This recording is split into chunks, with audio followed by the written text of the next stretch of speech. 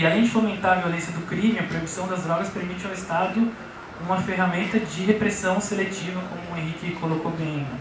E eu acho que, para isso, eu parto um pouco de um livro muito interessante do ex-delegado de polícia Orlando Zacconi, que chama Os Acionistas do Nada, que ele mostra parte de reflexões interessantes, como, por exemplo, o processo de criminalização em si de qualquer conduta e a forma como ele é seletivamente aplicado, né? Acho que isso você deve saber e saber explicar muito melhor do que eu, né? Ou seja, existe uma conduta que é criminalizada, é impossível que a polícia puna todas as pessoas que estão fazendo isso, e ela o faz de forma seletiva, né?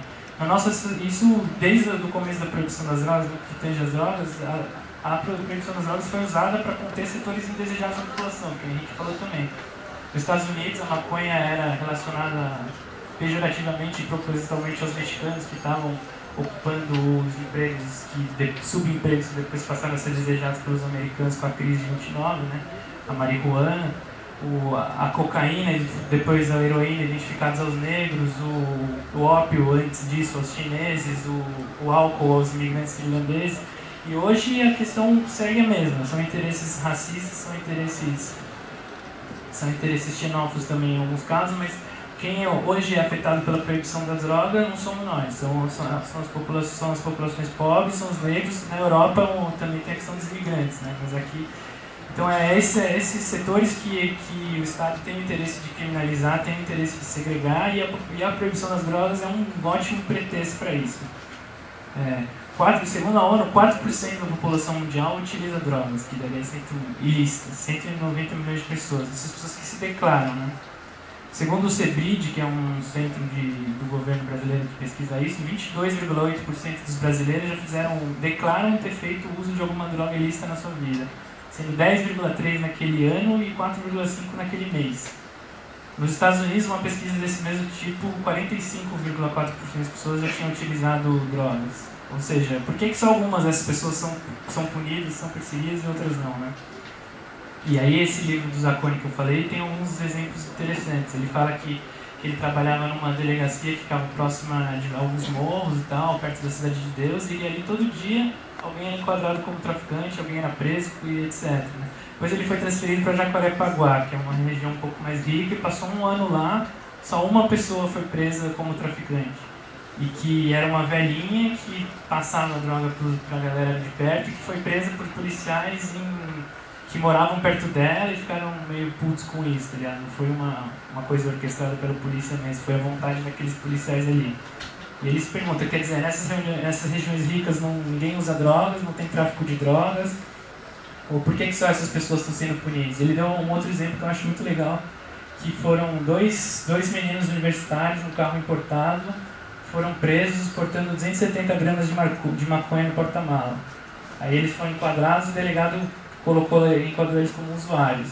Depois eles foram absolvidos, o juiz acatou essa colocação como usuários. Ele se pergunta se disse que o juiz lá no processo colocou que eles tinham um emprego comprovado, residência fixa, eram universitários, então que estava claro que aquela droga, mesmo estando só em 2 pacotes, eles eram usuários de droga, não eram traficantes.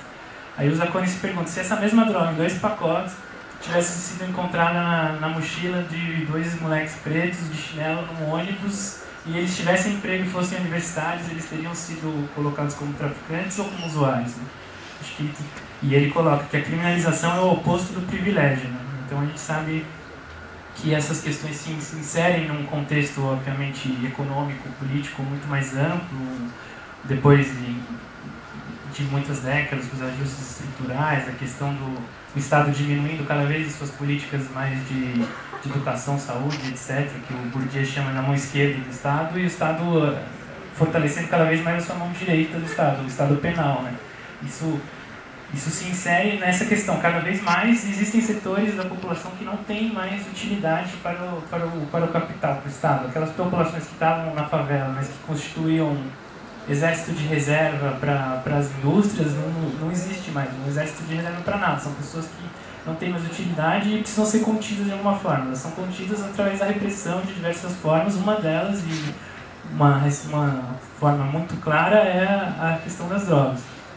O Henrique citou mais ou menos a questão, mas Existe uma pesquisa recente que no Rio de Janeiro 66,5% dos presos são negros.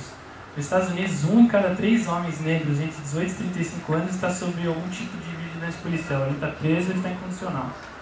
E que no Brasil são cerca de 500 mil presos, 75 mil mais ou menos são por causa de crimes relacionados às drogas, o que é uma organização de proibicionista internacional, a ENCODE coloca como prisioneiros de guerra, né? Prisioneiros da guerra às drogas.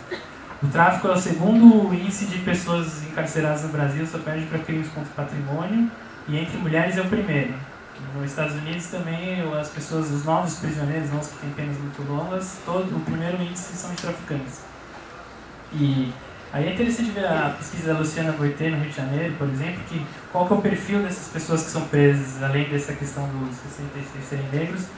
As pessoas, 70%, por exemplo, dos presos no Distrito Federal estão com menos de 100 gramas de maconha e 84% não porta arma de fogo. Ou seja, também desmistifica aquela questão do traficante violento, esse que está sendo proibido, a guerra, porque é uma guerra, então estamos tiro de todo lado. Não é verdade, 84% das pessoas que estão sendo presas estão sem arma nenhuma, não...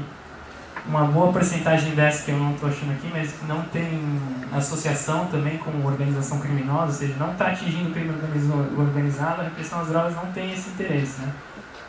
Então, a partir de todos esses dados e dessa discussão, não dá para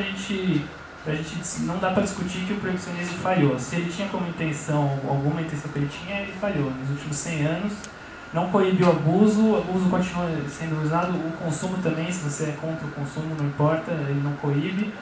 Então, o que a gente tem que partir são para alternativas a partir disso, assim.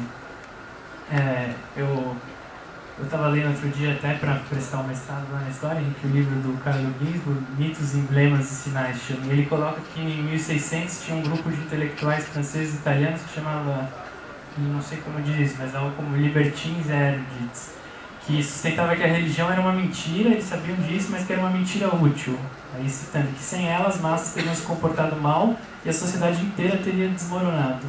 Então parece que é impossível que hoje alguém acredite, que alguém não saiba que o proibicionismo é uma mentira, né? Mas acho que a gente ainda está se pautando, encarando o proibicionismo como uma mentira útil que pode tutelar, ciceronear essas pessoas, pobres coitadas que não sabem decidir sobre o seu uso, sobre o seu corpo, sobre a sua vida. Se a gente legalizar as drogas, as pessoas vão ficar malucas e vão se matar e vai ser um inferno e acabou a propriedade privada. Então está na hora de a gente aprender a lidar com os nossos problemas em âmbitos muito diferentes e aprender a respeitar os direitos de cada pessoa e não dar pretextos ao Estado e a esse tipo de repressão. Ou seja, não é porque vai supostamente legalizar as drogas, a criminalização da pobreza vai acabar, mas nós vamos pelo menos estar tirando um pretexto importante que é utilizado para isso. Sim.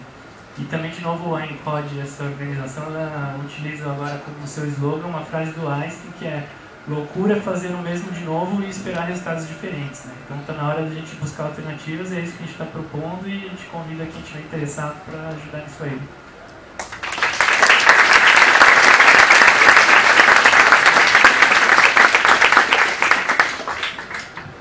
Muito obrigado, Júlio. Para quem talvez esteja chegando um pouco mais tarde de novo, esse é o Júlio Delmanto, jornalista e participante do coletivo Dados, então Pensando a Razão. E agora, antes de passar a palavra para o Thiago, eu vou convidar aqui o advogado e mestrando em filosofia do direito para falar sobre a ótica constitucionalista desse tema. Por favor, Konstantin Gerber, venha compor a mesa, por favor.